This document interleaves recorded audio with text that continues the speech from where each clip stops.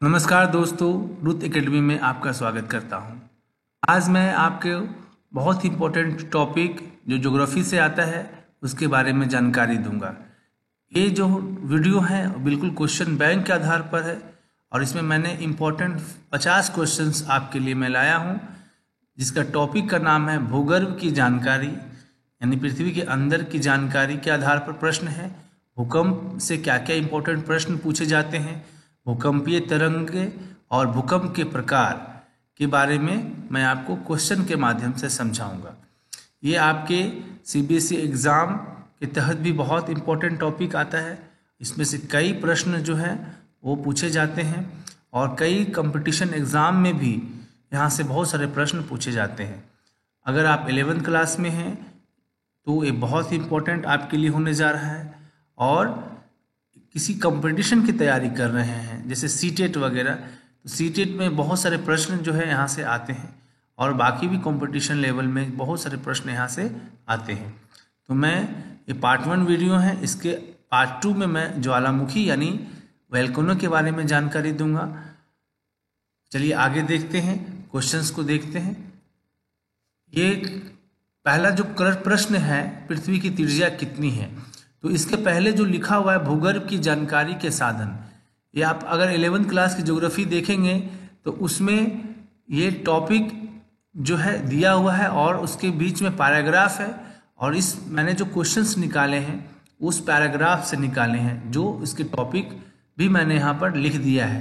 अगर आप text book read करके क्वेश्चंस को पढ़ते हैं तो आपको बिल्कुल अच्छे से समझ में आ जाएगा कि क्वेश्चंस कहाँ से आए हैं और किस तरीके से क्वेश्चंस, एक पैराग्राफ से कितने क्वेश्चंस बन सकते हैं, वो मैंने सारा यहाँ पर आपको बना के दिया है। तो चलिए क्वेश्चंस डिस्कशन करेंगे। पहला क्वेश्चन है, पृथ्वी की त्रिज्या कितनी है, यानी रेडियस ऑफ द अर्थ कितनी है, तो 6370 किलोमीटर, 6370 किलोमीटर पृथ्वी की त्रिज्या है, यानी रेडियस है। क्वेश्चन नंबर 2 देखेंगे, पृथ्वी की संरचना की जानकारी के प्रत्यक्ष साधन क्या है। प्रत्यक्ष साधन का मतलब direct mean of knowing the structure of the earth. तो पृथ्वी की संरचना के बारे में अगर जानकारी है लेना है तो एक महत्वपूर्ण चीज है खनन क्षेत्र। खनन, जब हम किसी भी खनिज को हम खोद कर निकालते हैं तो पृथ्वी की आंतरिक संरचना के बारे में हमें जानकारी मिल जाता है कि पृथ्वी की आंतरिक संरचना कैसे हुई है। परत दर परत जब हम खनिजों को निकालने के लिए खोदते हैं तो पृथ्वी के कहीं ना कहीं हम अंदर की ओर जाते हैं और उनकी आंतरिक संरचना, पत्थर, पठार जो भी है, कहीं पर भी हम अंदर जब हम खोद के खनिज निकालेंगे तो हमें अंदर की बनावट के बारे में पता चलेगा। क्वेश्चन नंबर 3 चलेंगे, पृथ्वी की संरचना की जानकारी प्रदान करने वाले अप्रत्यक्ष साधन कौन कौन से हैं। अप्रत्यक्ष का मतलब है कि indirect mean of provide information. तो इसका मतलब है कि गुरुत्वाकर्षण, चुंबकीय क्षेत्र, भूकंपीय तरंगे और उल्का पिंड ऐसे चीजें हैं जो पृथ्वी की संरचना के बारे में हमें जानकारी देते हैं और ये अप्रत्यक्ष साधन में आते हैं। जैसे उल्का पिंड, तो मैं आपको बता दूं कि पृथ्वी की जो जब बनी है तो कहीं ना कहीं उल्का पिंड जैसी चीजों से ही बनी है और उल्का पिंड की जब वैज्ञानिक अध्ययन करते हैं तो ये अनुमान लगाते हैं कि कहीं ना कहीं पृथ्वी की जो संरचना है बिल्कुल इसी तरह से हुई होगी। तो उल्का पिंड से भी पृथ्वी की संरचना के बारे में जानकारी प्राप्त करते हैं, जो ये अप्रत्यक्ष साधन में आते हैं। क्वेश्चन नंबर 4 में चलेंगे, ये अलग अलग स्थानों पर गुरुत्वाकर्षण की विभिन्नता अलग अलग अन्य कारणों से भी प्रभावित होती है। ये भिन्नता को हम क्या कहते हैं, गुरुत्व विसंगति कहते हैं। तो अलग अलग जगह पे अलग अलग गुरुत्वाकर्षण बल हमें मिलता है। हम पृथ्वी की अलग अलग जगह पे जाएंगे तो गुरुत्वाकर्षण बल का मान अलग अलग होता है और ये बहुत सारे कारणों से प्रभावित होता है। लेकिन यहाँ पर हमें पढ़ना है कि इन भिन्नता को क्या कहते हैं, तो गुरुत्व विसंगति कहते हैं। क्वेश्चन नंबर 5 में चलेंगे, विभिन्न अक्षांश पर गुरुत्वाकर्षण बल कैसा होता है, यानी डैश डैश डैश होता है। तो अभी मैंने आपको बताया कि गुरुत्वाकर्षण बल का मान सभी जगह समान नहीं होता है, तो इसका सही उत्तर है समान नहीं। नेक्स्ट क्वेश्चन चलेंगे, किस कारण गुरुत्वाकर्षण बल ध्रुवों पर कम और भूमध्य रेखा पर अधिक होता है। तो मैं आपको बता दूं कि गुरुत्वाकर्षण बल जो है पृथ्वी पर जो क्षेत्र केंद्र से जितनी दूरी पर रहेगा वो क्षेत्र गुरुत्वाकर्षण बल का अभाव वहाँ पर कम होगा। तो ध्रुव क्षेत्र जो है पृथ्वी के केंद्र से बहुत दूर है, तो दूरी के कारण पृथ्वी की जो मैग्नेटिक फील्ड है वो पृथ्वी की कोर में है, यानी पृथ्वी की सेंट्रल जगह पे है, बीच में है, तो केंद्र में है। तो पृथ्वी की केंद्र से ध्रुव बहुत दूरी पर है, पोलर रीजन बहुत दूरी पर है, इसीलिए वहाँ पर गुरुत्वाकर्षण बल का मान भूमध्य रेखा यानी इक्वेटर से कम होता है, अब भूमध्य रेखा पर ज़्यादा होता है गुरुत्वाकर्षण बल का मान। आगे चलेंगे। अब नेक्स्ट टॉपिक आता है आपके टेक्स्ट बुक में भूकंप पर आधारित प्रश्न। तो नेक्स्ट टॉपिक आप देखेंगे तो भूकंप का टॉपिक आता है, वहाँ पर पैराग्राफ है, उससे प्रश्न जो है मैंने निकाले हैं अर्थक्वेक बेस्ड क्वेश्चंस को। तो क्वेश्चन नंबर 7 है, भूकंप किसे कहते हैं?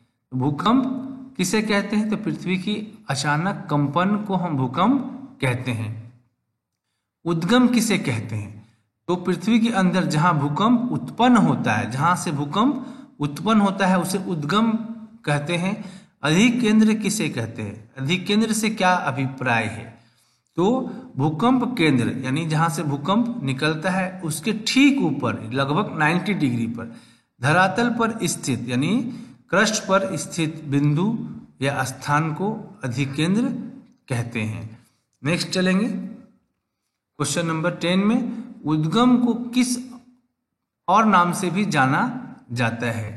तो अवकेंद्र भी कहते हैं। उद्गम को और किस नाम से जाना जाता है? तो अवकेंद्र। ठीक है, तो एक टॉपिक खत्म होता है। अब आता है आपके नेक्स्ट टॉपिक भूकंपीय तरंगों के आधार पर प्रश्न। तो आपके पैराग्राफ से निकाला हुआ प्रश्न है। तो क्वेश्चन नंबर 11 चलते हैं, भूकंपीय तरंगों के अध्ययन करने वाले यंत्र का नाम क्या है?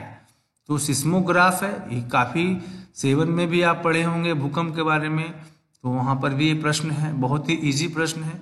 तो सिस्मोग्राफ जो है के जरिए भूकंप तरंगे को हम नापते हैं। भूकंपीय तरंगों के नाम बताएं। तो 2 तरंगे हैं, भूगर्भिक तरंगे और धरातलीय तरंगे। तो 2 तरंगीय जो है भूकंपीय तरंगे हैं। ठीक है, आगे चलते हैं। ऐसी कौन सी तरंगे हैं जो उद्गम केंद्र से निकलकर पृथ्वी के अंदरूनी भाग से होकर सभी दिशाओं में आगे बढ़ती है? इसका सही आंसर है भूगर्भिक तरंगे। तो भूगर्भिक तरंगे जो है भूगर्भ यानी भूमि के गर्भ में, तो उद्गम से निकलकर, तो निश्चित रूप से भूगर्भ में उद्गम से ही निकला होगा ये, तो उद्गम से निकलकर पृथ्वी के अंदरूनी भागों में से होकर सभी दिशाओं में आगे बढ़ती है। तो नाम से भी आप ट्रिक अगर लगाते हैं तो नाम से भी यहाँ पर आप इसको लर्न कर सकते हैं। तो भूगर्भिक तरंगे यानी भूमि के अंदर ही तरंगे ये रहेगी। ठीक है, आगे चलते हैं। भूगर्भिक तरंगे कितने प्रकार की होती है? तो 2 प्रकार की। कौन कौन सी है? यहाँ पर मैंने नाम भी लिखा है, पी तरंगे और एस तरंगे। इसको भूगर्भिक तरंगे हम कहते हैं। क्वेश्चन नंबर 15 में चलेंगे, कौन सी तरंगे केवल ठोस माध्यम से ही गुजरती है? तो एस तरंगे केवल ठोस माध्यम से भी गुजरती है। यहाँ पर एस तरंगों का एक दूसरा नाम भी है। एस तरंगों को हम द्वितीयक तरंगे भी कहते हैं। यहाँ पर नाम आपको याद रखना है, थोड़ा कंफ्यूजन हो जाता है बाद में। एस तरंगों को द्वितीयक तरंगे भी कहते हैं। पी तरंग का भी अलग नाम है, तो यहाँ पर हम आगे डिस्कशन करेंगे। आगे चलते हैं। सबसे धीमी गति से चलने वाले गति से तरंग कौन सी है? सबसे धीमी गति वाली तरंग कौन सी है? तो धरातलीय तरंगे। ठीक है दोस्तों, इसे धरातलीय तरंगे कहते हैं, जो सबसे धीमी गति से चलती है, क्योंकि धरातल पर आती है। ठीक है, कौन सी तरंगे को द्वितीयक तरंगे भी कहा जाता है? तो यह भी रिपीट हुआ है एस तरंगों को, लेकिन क्वेश्चन अलग तरीके से भी पूछा गया है। तो यहाँ पर भी आपको ध्यान देना है कि क्वेश्चंस अगर रिपीट होता है तो उसका पैटर्न अलग होगा। ठीक है, तो पैटर्न इसलिए दिया गया है ताकि पैटर्न को भी आप समझें। नेक्स्ट क्वेश्चन है, कौन सी तरंगे को प्राथमिक तरंगे यानी ध्वनि तरंगे कहा जाता है? तो मैंने अभी ये बताया था कि पी तरंगों का भी अलग नाम है, तो इसका सही उत्तर है पी तरंगे। तो यहाँ पर एक और नाम आप देख रहे होंगे कि पी तरंगों को प्राथमिक तरंगे भी कहते हैं और ध्वनि तरंगे भी कहते हैं। यानी एस तरंगों को द्वितीयक तरंगे कहते हैं और पी तरंगों को प्राथमिक तरंगे या ध्वनि तरंगे कहा जाता है। ऑब्जेक्टिव का बहुत इंपॉर्टेंट क्वेश्चन है, आगे चलते हैं। कौन सी तरंगे चट्टानों को संकुचन और फैलाव लाती है? कौन सी तरंगे जो है चट्टानों में संकुचन और फैलाव लाती है? बिल्कुल बीच में से निकाला हुआ प्रश्न है। पी तरंगे जो है वो चट्टानों में संकुचन और फैलाव लाती है। नेक्स्ट क्वेश्चन है, कौन सी तरंगे को सबसे अधिक विनाशकारी समझा जाता है? धरातलीय तरंगे। निश्चित रूप से धरातलीय तरंगे ही होगी, क्योंकि धरातल पर ये आती है और वहां पर विनाश लाती है। यहाँ सारी चीजें गिर जाती है, टूट जाता है, अच्छे अच्छे घर ध्वस्त हो जाते हैं, तो विनाशकारी इसी को समझा जाता है। कौन सी तरंगे दोलन की दिशा पर समकोण चलती है? एस तरंगे और द्वितीयक तरंगे। ठीक है, आगे चलते हैं। वैसी तरंगे का नाम लिखें जो तरल, गैस तथा ठोस तीनों माध्यम से गुजर सकती है। पी तरंगे। पी तरंगे जो है वो लिक्विड में भी, गैसियस में भी और सॉलिड में भी तीनों माध्यम से गुजर सकती है एस तरंगे। ठीक है, कौन सी तरंगे हैं जो तीव्र गति से चलते हुए धरातल पर सबसे पहले पहुंचती है? तो पी तरंगे। तो पी तरंगे के बारे में बहुत सारे प्रश्न यहाँ बन गए हैं, आपको इसको यहाँ ध्यान देना है। कौन सी तरंगे हैं जो तीव्र गति से चलते हुए धरातल पर सबसे पहले पहुंचती है? तो पी तरंगे जो है वो सबसे तीव्र गति से चलती है और धरातल पर सबसे पहले पहुंचती है।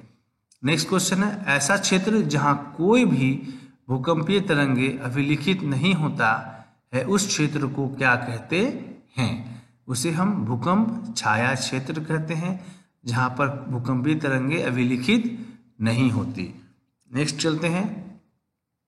अब नेक्स्ट टॉपिक आ गया है भूकंप के प्रकार पर आधारित प्रश्न। यानी अब भूकंप के प्रकार, अभी हम भूकंप के जितने भी क्वेश्चंस बन सकते थे आपके टेक्स्ट बुक के अनुसार यहाँ पर मैंने आपको दिया। अब भूकंप के प्रकार के आधार पर यहाँ पर प्रश्न मैंने बनाया है, आप इसे ध्यान से देखें। नेक्स्ट क्वेश्चन है, भूकंप आने के कारण बताइए। तो इसके कई कारण हैं, लेकिन मुख्य कारण जो है वो ज्वालामुखी विस्फोट से भी भूकंप आता है। विवर्तनिक यानी प्लेट टेक्टोनिक सिद्धांत आपने पढ़ा होगा, तो विवर्तनिक के कारण भी, खनन के कारण भी, ज्यादा खनन हो जाता है तो वहां पर भी, और परमाणु और रासायनिक विस्फोट के कारण भी भूकंप आता है। न्यूक्लियर टेस्टिंग वगैरह भी आपने देखा होगा, वहां से भी भूकंप आता है।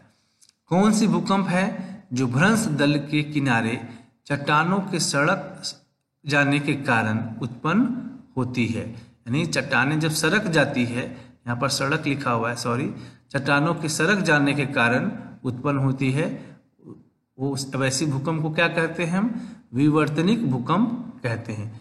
जो भ्रंश दल के किनारे चट्टानों के सरक जाने के कारण, तो विवर्तनिक में प्लेट जो है हिलता है, तो ठीक है, तो इसके कारण जो भूकंप आती है, ठीक है, तो इसे विवर्तनिक भूकंप कहते हैं।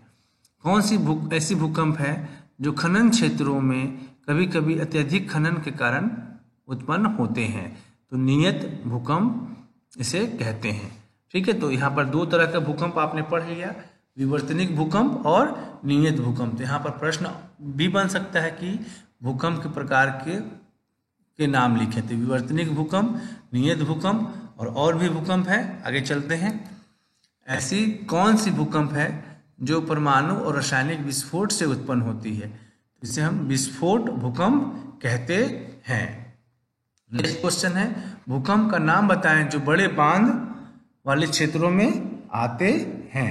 तो बड़े बांध वाले क्षेत्रों में जो आते हैं उसे हम बांध जनित भूकंप कहते हैं।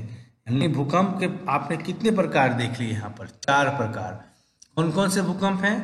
तो विवर्तनिक भूकंप, नियत भूकंप, विस्फोट भूकंप और बांध जनित भूकंप। जो 4 प्रकार के भूकंप जो है आपके NCERT text book 11th class में दिया गया है, उसके आधार पर यहाँ पर 4 तरह के भूकंप के बारे में मैंने आपको बताया। अब आगे चलते हैं, भूकंप की माप के आधार पर प्रश्न। ठीक है, तो भूकंप की माप के आधार पर कौन से प्रश्न बने हैं? किस पैमाने पर भूकंप मापा जाता है? तो एक अमेरिकी फ्रांसिस रिएक्टर द्वारा बनाया गया रिएक्टर पैमाने पर भूकंप मापा जाता है। यानी रिएक्टर स्केल पर भूकंप को हम मापते हैं। इसका सही आंसर जो है रिएक्टर स्केल है। ये थोड़ी सी ज़्यादा नॉलेज देने के लिए मैंने यहाँ पर आपको बताया नाम भी। नेक्स्ट क्वेश्चन चलते हैं, भूकंप मापने के अनुसार भूकंप की तीव्रता कितनी हो सकती है? तो 0 से 10 तक जो है भूकंप मापनी जो हम जो भी इस्तेमाल करते हैं, 0 से 10 तक भूकंप की तीव्रता हो सकती है। इससे ज़्यादा भी होती है, लेकिन ये सबसे ज़्यादा भयानक भूकंप जो है लगभग 7 या 7.5 के बाद जो आता है, 6 6.5 के बाद तो सारा चीज़ गिरना चालू हो जाता है। तो 10 तक तो शायद ही कभी आया हो, ठीक है, लेकिन 10 तक जो है रिएक्टर स्केल जो है भूकंप मापने के अनुसार जो है भूकंप की तीव्रता 10 तक देखी गई है, मापी जा सकती है। अब भूकंप पर अन्य प्रश्न, तो ये थोड़े से बेसिक नॉलेज जीके जीएस के लिए बनाया गया प्रश्न है कि थोड़े भूकंप पे जो भी बेसिक है उसके आधार पर भूकंप से उत्पन्न लहरों के नाम लिखें। तो सुनामी सबसे ज़्यादा भयानक लहर यही है, सुनामी। उस देश का नाम बताया जहां भूकंप आते रहते हैं। तो जापान ऐसा देश है जहां पर भूकंप आते रहते हैं। किस पेटी में अधिकतर भूकंप आते हैं? तो प्रशांत महासागरीय पेटी में भूकंप ज़्यादा आते हैं। गुजरात भूकंप का क्या कारण था? तो भारतीय प्लेट की हलचल। तो भारतीय प्लेट की जो है इंडो ऑस्ट्रेलियाइन प्लेट जो है उसमें जो है हलचल हुई थी, जिसके कारण गुजरात भूकंप आया था। अब नेक्स्ट चलते हैं, पृथ्वी की संरचना पर आधारित प्रश्न। अब आपका टॉपिक चेंज हो गया है, आप देख सकते हैं टेक्स्ट बुक में पृथ्वी की संरचना पर आधारित जो है पृथ्वी की संरचना का एक नया टॉपिक है, उसके ऊपर पैराग्राफ है और उसके ऊपर से बनाया हुआ एक प्रश्न है। ध्यान से देखें, महासागरों में भूपर्पटी के औसत मोटाई कितनी होती है? तो भूपर्पटी जो है वो महासागर में भी है तल और महाद्वीपों में भी। तो भूपर्पटी जो है वहाँ की मोटाई कितनी होती है? लगभग 5 किलोमीटर की मोटाई महासागरों में जो भूपर्पटी यानी क्रस्ट जो है, ठीक है, उसकी मोटाई महासागरों में 5 किलोमीटर तक हो सकती है, ठीक है, और महाद्वीपों में लगभग 30 किलोमीटर भूपर्पटी की औसत मोटाई होती है। नेक्स्ट क्वेश्चन है, महाद्वीपों में भूपर्पटी की औसत मोटाई कितनी होती है? तो लगभग 30 किलोमीटर होती है। नेक्स्ट क्वेश्चन चलेंगे, हिमालय पर्वत श्रेणियां में भूपर्पटी की औसत मोटाई कितनी होती है? तो यहाँ थोड़ा ज़्यादा होता है, ठीक है, हिमालय पर्वत श्रेणियों के आसपास भूपर्पटी की मोटाई 70 किलोमीटर तक होती है। नेक्स्ट क्वेश्चन चलेंगे, महासागरों के नीचे भूपर्पटी का निर्माण किस चट्टानों से हुई है? तो बेसाल्ट, ठीक है, तो बेसाल्ट से महासागरों की जो भूपर्पटी है उसका निर्माण बेसाल्ट चट्टानों से हुई है। भूपर्पटी में पर्पटी के नीचे का भाग क्या कहलाता है? तो मेंटल। भूपर्पटी के नीचे मेंटल, मेंटल के नीचे कोर। तो इस तरह की संरचना है। तो भूपर्पटी में पर्पटी के नीचे का भाग मेंटल कहलाती है। मेंटल की गहराई कितनी होती है? लगभग गहराई का मतलब है मेंटल टोटल उसकी मोटाई कितनी है वहाँ पर? तो 2900 किलोमीटर। उसके बाद कोर आ जाता है, ठीक है, तो 2900 किलोमीटर नीचे हम तक मेंटल पाया जाता है। नेक्स्ट इसी में क्वेश्चन है, दुर्बलता मंडल कहाँ पाया जाता है? तो मेंटल का एक ऊपरी भाग यानी यह एक ऊपरी मेंटल परत है जिसको दुर्बलता मंडल हम कहते हैं। एस्थेनो शब्द का क्या अर्थ है? दुर्बलता, ठीक है, यहाँ छोटी सी प्रश्न वहाँ पर पैराग्राफ से निकाला हुआ है, दुर्बलता। एस्थेनो शब्द का क्या अर्थ है? तो दुर्बलता है। ज्वालामुखी उद्गार के दौरान जो लावा धरातल पर पहुंचता है उसका मुख्य स्रोत क्या है? तो दुर्बलता मंडल है, इसलिए इसका नाम दुर्बलता मंडल रखा गया है कि ज्वालामुखी जब होता है तो उस दौरान जो लावा है वो धरातल पर इसके कारण से जो है पहुंच जाता है, ठीक है। भूपर्पटी एवं मेंटल के ऊपरी भाग मिलकर क्या बनता है? तो स्थल मंडल। ठीक है। क्रोड को कितने भाग में बांटा गया है? तो 2 भाग, बाह्य क्रोड और आंतरिक क्रोड। आंतरिक क्रोड जो है वो सॉलिड है और बाह्य क्रोड जो है उसमें लावा है, लिक्विड है। ठीक है। बाह्य क्रोड कौन से अवस्था में पाई जाती है? तो तरल अवस्था में पाई जाती है, लावा के रूप में। आंतरिक क्रोड किस अवस्था में पाई जाती है? तो ठोस अवस्था में पाई जाती है। क्रोड का निर्माण किस चट्टानों से मिलकर हुआ है? तो निकिल और लोहा यानी फेरस, फेरम। ठीक है। और यहीं से प्रश्न है, निफे किन 2 शब्दों के मेल से बना है? तो निकिल, निफे यानी नी फॉर निकिल और एफ फॉर फेरस यानी लोहा। तो दोस्तों यहाँ पर 50 क्वेश्चन जो है आपके टेक्स्ट बुक से आधार पर यहाँ खत्म होते हैं।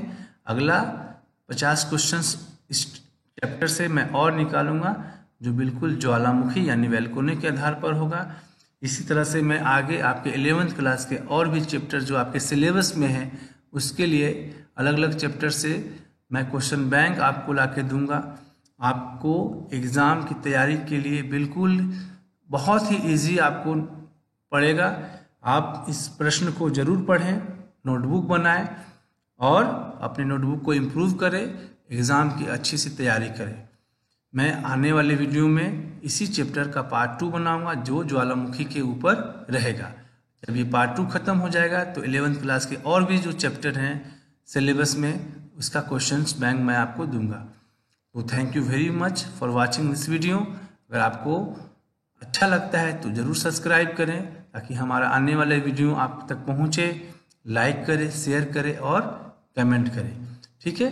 इस पीपीटी का PDF जो है मैं डिस्क्रिप्शन बॉक्स में डाल दूंगा लिंक इसका, वहाँ से आप डाउनलोड कर सकते हैं और वहाँ से आप अपने नोटबुक को और भी इम्प्रूव कर सकते हैं और एग्ज़ाम की अच्छी से अच्छी तैयारी कर सकते हैं। Thank you very much.